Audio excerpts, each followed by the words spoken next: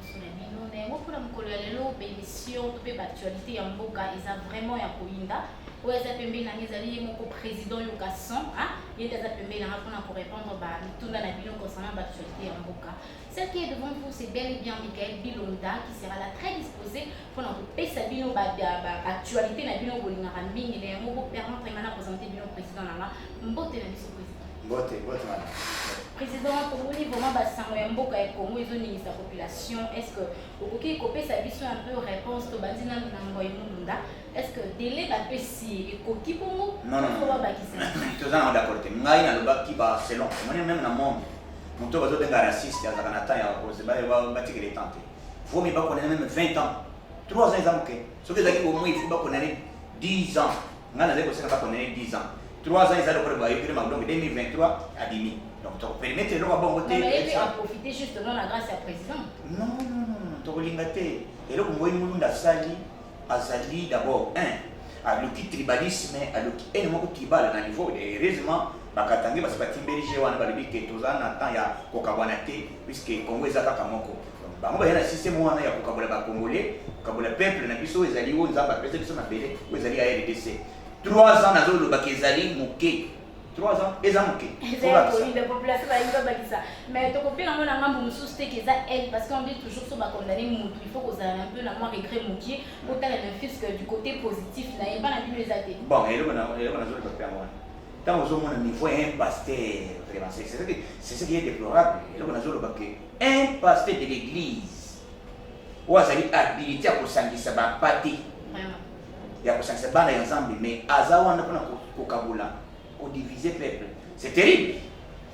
Donc, il faut des exemples pour que ça va passer au bazar qui kolinga kokabwana ya ba congolais au bazar kolinga na ba tendance na bango politique na ba bazar ko sala voilà exemple ya ko moni yango bosali tout mutu azali kolinga kokabola akego permettre cellulaire ba condamné ya mutu ebisa mbongo yebela ambongo yebela il faut pas que dans Yokason to moni na plénière à lelo ilunga yukamba azala kiti au juste qu'est-ce qui s'est passé?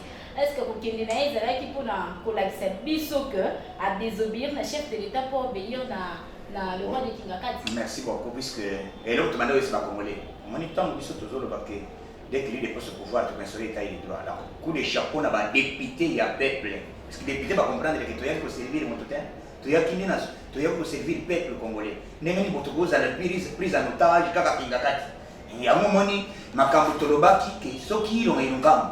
Aïe, c'est là que Kabila apprécié avant. Ce qui aïe, c'est Kabila qui l'a conseillé. Aujourd'hui, au moins, comment ils ont eu une correspondance, mon con. C'est lui qui est redevable, c'est lui qui conduisait les conseil des ministres. Qui conduisait le conseil des ministres, c'était le président. Donc, ils ont alloué charge en tant que premier ministre, à lui monter au Kamba, le président. Ils ont aboyé pour ça, cela veut dire, na minute procédure à l'émotion, puisque les gens ont eu comme ça, et ça les mini, et Siri. Donc, on s'est dit, Siri, ils ont basé au Kangaï. Mais déjà, tout le monde a dit que le bureau d'âge a signé qui pour dire au départ, mais il y a bien parce que pour qu'il il doit toujours finir par rentrer, quoi, puis ça dit sur le compte rendu. Qu'en dites-vous? Est-ce que pour qu'il y ait un début, on a du coup ou comment? Exactement. Le col est une pétition, motion de censure. Oh, effectivement, motion de censure, et dans un contexte, ceux qui baillent la motion de censure, ils ont quoi ça? Non seulement Premier ministre, ils ont quoi il y a un gouvernement mobile. C'est pourquoi il y a une assemblée pour les ministres, ils sont représentés. Il y a Bissot, il y a Kachi, il y a l'Union sacrée, il y a Kati. Donc, dans la minute au pouvoir, il y a une Kamba, il y a 24 heures. Ceux qui vont s'initier, ils ont un document. Oh, il y a awa bakay ko déposer à la présidence de la République que président Montunayo tindaki asa musala sali ekokite tolongolié puisque bato banula kana ba tchaka gouvernement ezali le député ba moni que musala gouvernement sali ekokisami na peuple té yango balongolié bazoke ngo déposer yango lobby même cet après-midi na botuka ya lelo bazoke ngo déposer yango bazo déposer donc ba procès o ya ya nini document oyo na oyo document oyo dans l'assemblée bazo que nous déposer ça nous bazo déposer président vous allez 40 24 heures donc journée à l'objectif pourquoi ce qui nous ngamba démissionner té automatiquement haute trahison et puis outrage dans l'Assemblée nationale. Tant que on a déjà que les alliés outrage, vous voyez tout ça, vous avez le document, vous avez le document, la Cour constitutionnelle. Le président a fait ça, il y a eu quelques heures à l'eau. Ce qui a sali à côté, président Kopé, ça y est quelques heures à l'eau. Ils ont un propos na bino ou bien on est selon procédure, il y a loi. Les alliés, ceux qui dans l'Assemblée nationale a déposé déjà document. Il y a l'Assemblée nationale, c'est là qu'il y a déclaration, il y a député. Il faut déposer à mon assemblée et pas chef de l'État. Il faut dire qu'il y a une journée moko, il y a aucun de se présenter et pas chef de l'État. Ce qui a sali à côté, automatiquement, pour constitution a saisi le dossier. Après, si ordre de quand on a lobby, on a un policier, deux, un bureau, trois, vous allez arrêter à l'immédiat. En fait, président, et là, quand on a policier, il y a des armées et tout, et banda qui calent, banda qui déjà banda na roi ya kinga kanti tout le monde, mais ils sont sur le même G pas ils ont kamba. Est-ce que ça va na qui ma passe pour à zone pas y mais na chef na yo apesa qui accès. Ezali demande conflit. So qui va bayeba. So qui Kabila azaki na volonté mboko ekende liboso mais le changement ezali. Donc montazo limete mboko ekende liboso da Kabila. Kabila nde abesi ilunga kete ko kende ko démissionner te to kende kaka bongo. Puisque Kabila boyi ko tosa aboyi ko pesa toli et pas yo melukambo. Effectivement on t'a ko pesa blocage na mboko ina zolo baki on doit arrêter Kabila. Donc s'il vous plaît, nazo senga mutu wazali à la base ya crise na mboko. Wazali à la base ya développement na mboko na biso eke de bosote c'est Kabila. Donc d'où na sengi maintenant justice, c'est ça le moment. Ce pays partout ici vous allez celui qu'on doit arrêter, c'est Joseph Kabila. C'est même des troubles dans notre pays, c'est Kabila. Vous voyez comment ce qui a conseillé, il a se présenter. Donc automatiquement, on a été et ça Joseph Kabila. On a eu ce qui va député, ça va président, on a eu ce qui va président, c'était toujours Kabila. On a eu ce qui ministre de la justice, c'est toujours Kabila. Donc, biso tozo monande Kabila. Comme il y a un blocage dans le biso. L'État maintenant, nous devons maintenant nous prendre en charge. Il faut arrêter la vie. Mais président, permettez-moi de poser encore une question parce que la moni, la phrase na union so elle les hommes matérialistes makasi comme na Kabila na Simango.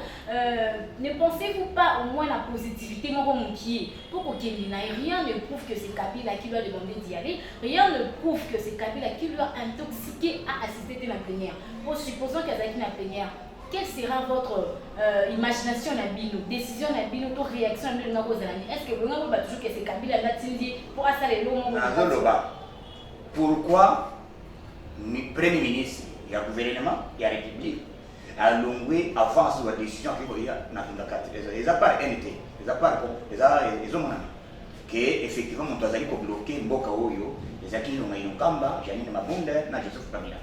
Na explique donc effectivement nazo coup de chapeau na ba député ba eu conscience aux autres ba qui était na minute tu ko banda souvent voter tous ont dans le bon sens tous ont le peuple na biso et ngo moni lelo ils ont eu kamba a sali correspondance je parle puisque il y a une correspondance pour monsieur ils ont eu kamba commis alors celui qui est redevable c'est celui qui conduisait le conseil des ministres. Or conseil des ministres je sais pas on a raison comme ministre c'est chef du gouvernement. Voilà, nous avons un âge, un professeur d'université, à la matière, il y a pour traiter. Niveau naïf, quoi, vous allez utiliser dans les ministres, vous allez, premier ministre, vous allez utiliser, il y a le bosso dans le monde. Ça sera une camp. Dans quelques minutes, donc, déjà vous comptez par papier. Je suis en direct, vous comptez par papier, ceux qui passent ici, vous comptez ce que banane, bazali pour, banane, donc, basile ici, si vous comptez ma télé. Et comment est-ce que ceux qui n'ont pas pour la compte toujours les chefs de l'État pour le bas si pas me les cartes bien les bon biso to na posa ko omoni soki biso il est peste to na pouvoir les représentants na pouvoir les pouvoir les ventes d'abord les pouvoir il y a les peuples d'abord pouvoir na biso soki omoni tozali ko loba lelo ti lelo tozo continuer ko loba puisque makambo ebongi na mutei toza na posa fatia sala soué na biso o ndenge to lelo télé. Est-ce que vous tenir compte il y a délai où le fatia zana parce qu'il n'a plus beaucoup de temps bientôt là déjà tant les autres. Est-ce que vous tenir compte élection vous allez na zo pesa information élection à 2023 donc vous allez quand élection vous allez ah bon élection vous allez par rapport à quoi avant que l'élection il faut que d'abord recensement va recenser les Congolais, va y avoir banane, va Congolais, et puis tout le temps, il y a ça. Puis les autres sont déjà majoritaires. Cet après-midi, adhésion massive, il y a parti politique au Vatican qui va adhérer dans la union sacrée. Donc, tout ce qui maintenant, c'est avant l'élection, tout y est banani, baza Congolais. Et puis, Nathan, où tout ça, les lots. Dans ce qui puisque Kabila a 18 ans, les gens ont des contexte.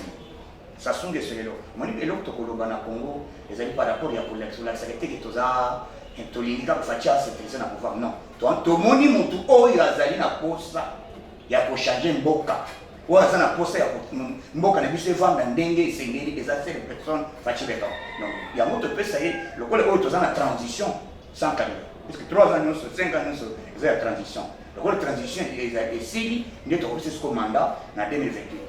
Ok, merci beaucoup, Président. Pour chuter, qu'en pensez-vous? Il y a Jean-Pierre Bemba, Moïse Katumbi. Par rapport à Jean-Marc Abouni, est-ce que les confrontations que vous allez soutenir? Non, c'est le débat démocratique. Donc, c'est comme ça la politique. Nous sommes capables de Koloba, de Kokelebosa, puisque nous voyons peut-être. Oui, nous sommes allés à l'élu à mériter.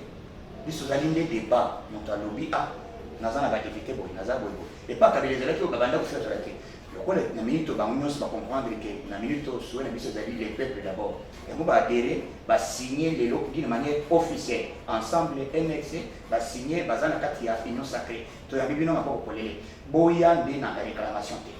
Les réclamations des amis, vous pouvez s'en mettre autant, vous pouvez s'en autant. Vous voyez la condition.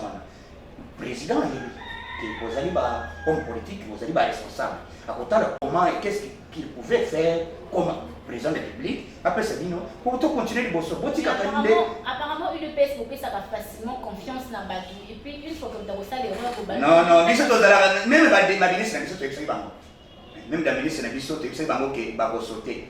Donc, bientôt, le Congo a déjà arrêté ça, il n'y a pas de problème. Donc, vous avez la Kimia, Congolais, l'Union, c'est ce que vous allez. Congo ya Sika, Congo ya Fachi Beton, et vous savez bien que les lots, Otolobaki, qu'un jour, il est fait ce pouvoir de construire l'état de droit. Pour des chapeaux, le ministre de l'Union Yakash va se présenter pour nous. Namoni Yves Boncoul, Namoni Jolino Makele, le ministre de la Communication, Namoni Moutombo Sylvain, il faut présenter le gouvernement. Na Bodimbo, na Eten Longondo, donc le ministre, il y a Yakash, il va l'éviter. Il y a un gamba au long. Juste un mot de la fin, Président, pour clôturer votre comité déjà Nasuka. Donc, mot de la fin, à 5 minutes, on va Congolais. D'ailleurs, c'est 5 minutes. Tout ça qui est en direct, il y a 5 minutes qu'il y a Kokoya. Donc, Kokoya, maintenant, il sera aux arrêts. Il sera aux arrêts. D'abord, outrage dans l'Assemblée nationale. Il faut respecter le bateau, il faut pouvoir diriger. C'est là qu'il y a tout aussi voter. Le code de motion de censure est oui. Bino ba Congolais ils sont à la l'aise. Congo to senga kina bino ya Kimbangu, Congo ya Fachibe ya Etienne Segeni, Congo ya Lumumba, Congo ya Kasavubu, Congo ya Fachibeton ya Ngoi lelo. Donc na sengi bino nyonso mulu ba Congo Muswahili Mungala to sanga to soutenir Mkozamboka, to soutenir l'union sacrée na kati ya idéologie na koyebe déjà madi dazolela. Donc boza la kimia, boza la mémorale pour to soutenir mboka na biso to kende liboso. Congo ya Ngoyo to simba na main dans la main, Zamba pambo le bino bisika tuti bozali. Voilà, merci beaucoup. C'était bel et bien le président Yokasson, la bande qui vous avez déjà la vie de c'est ma qui peut installer à la TikTok. Alors je tiens beaucoup à remercier le cordon, je tiens beaucoup à remercier celui qui est derrière la caméra, je vois déjà Rodrigue, je tiens beaucoup à remercier Inès Toumba, Alexandra Fona, toute l'équipe de la rédaction, vraiment un grand merci à vous. Je tiens aussi beaucoup à remercier le docteur Mwembo et pourquoi pas le pasteur Clément depuis les États-Unis. Je tiens beaucoup à vous remercier de partout où vous êtes, les fidèles téléspectateurs, les fidèles internautes aussi, dans vos communautés. Vraiment merci beaucoup. Françoise Kalingela, Louis Bionios, à mes chéris les plus proches, merci beaucoup. Et restez toujours branchés dans Yokasson pour notre actualité dans Bino, il y a solo, il y a Mozindo, les allant dans Yokasson, voilà. On se revoit juste à la prochaine édition. Merci, bye. Bye, merci.